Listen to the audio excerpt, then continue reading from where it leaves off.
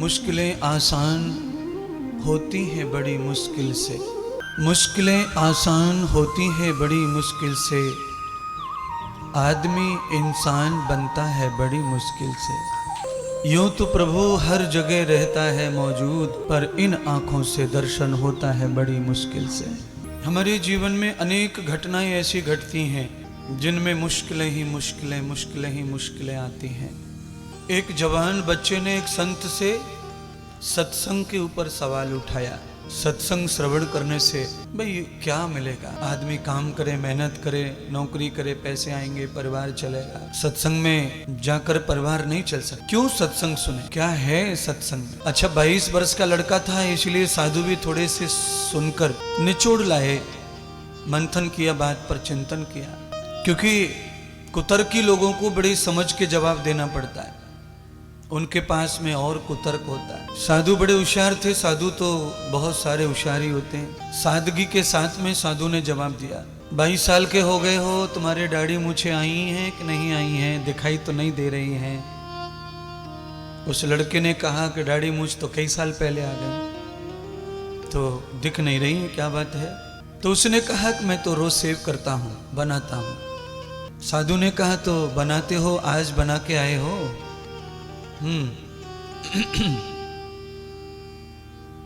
कल तो कहा मैं रोज ही करता हूं। साधु ने कहा अगर नहीं की 2-4 दिन तो उसका जवाब वही था जो होना चाहिए कि बाल आ जाएंगे, दिखेंगे। तो साधु ने उसकी बात का जवाब उसको उसी तरह दिया। साधु कहते हैं कि जैसे सोहबत और समय के साथ में मूछें आ जाती हैं, बाल आ जाते हैं, दाढ़ी आ जाती है, चेहरे पर बाल बाल हो जाते हैं। चेहरा कुछ दिन परेशान करता है बालों की वजह से, और हम शेविंग करते ही चेहरा क्लीन हो जाता है, साफ सुथरा दिखता है, अच्छा दिखता है। जिस तरह बार बार शेव करने से चेहरा सुंदर होता है, साफ लगता है, बाल आते हैं पर दिखाई नहीं देते हैं, बिल्कुल उसी तरह जीवन जीते जीते अनेक प्रकार की बुराइयां, अनेक प्रकार की गलतियों के बाल उग जाते हैं। उन बालों को सत्संग रूपी रेजर से जो साफ करता रहता है, वो हमेशा दिव्य बना रहता है, चमकदार बना रहता है।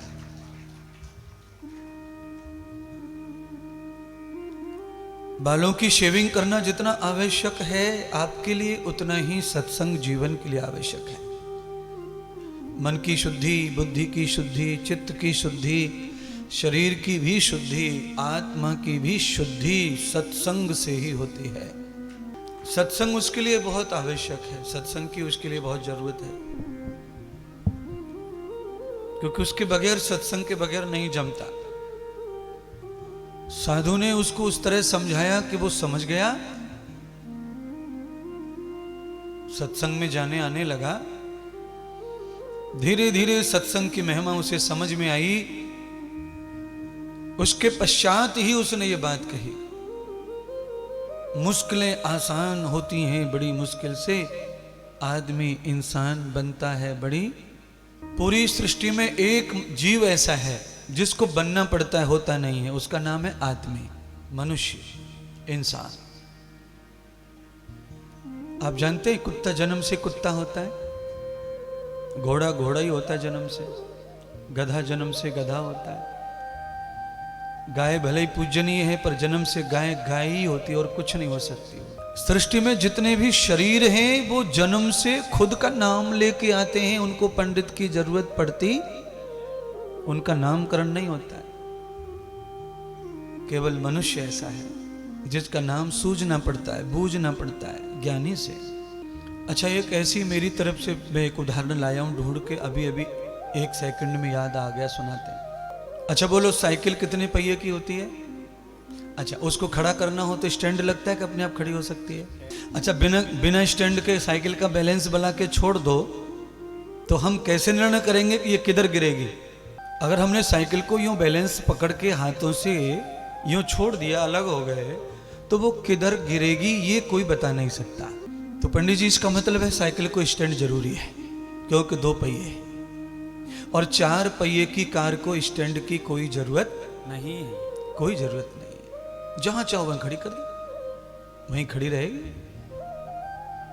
अपने आप नहीं चलेगी, वो अपने आप खड़ी रहेगी, रुकी रहेगी। इसीलिए भैंस, गाय, घोड़े, हाथी, पैर, ये सब 4 पहिए की गाड़ी हैं, ये जहां चाहे वहां खड़ी हो सकती हैं, पर मनुष्य 2 पहिए की गाड़ी है, ये बिना गुरु ज्ञान के स्टैंड के खड़ा हो सकता नहीं। और स्टैंड के बगैर खड़ा करोगे तो इसका भरोसा कुछ नहीं है, कहो तो भक्ति की ओर गिर जाए, कहो तो संसार की ओर, कोई भरोसा नहीं। इधर भी मर सके और उधर भी बच सके, गिर कहीं भी सके, गिरना ही है। सेंटर नहीं इसके पास, केंद्र नहीं मनुष्य के। ये बार बार बदलने वाली प्रवृत्ति का नाम मनुष्य है।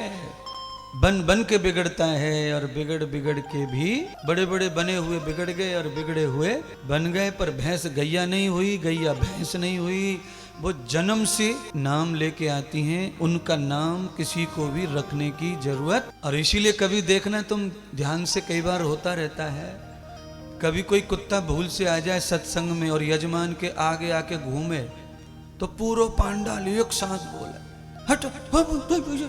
अच्छा बोलो, कुत्ते ने क्या बिगाड़ दिया जो सत्संग में नहीं आ सकता हो? अच्छा गैया तो पूजनीय है ना, गाय भी आ जाए सत्संग में पांडाल में तो हट।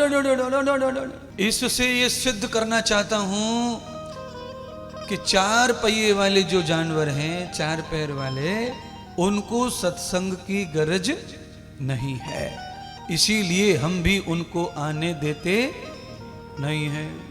हम भी रोके महाराज, कुत्ता ले लो, बिल्ली ले लो, और कुछ ले लो, सुअर, गधा, घोड़ा ले लो, आ जाते हैं कभी कभी भूल से ये पांडाल में, हमारे कथाओं में देखते हैं तो लोग रुकने ने भागा देते हैं। और 2 पैर वालों को सत्संग सुनाते हैं, जैसे मानो तोता।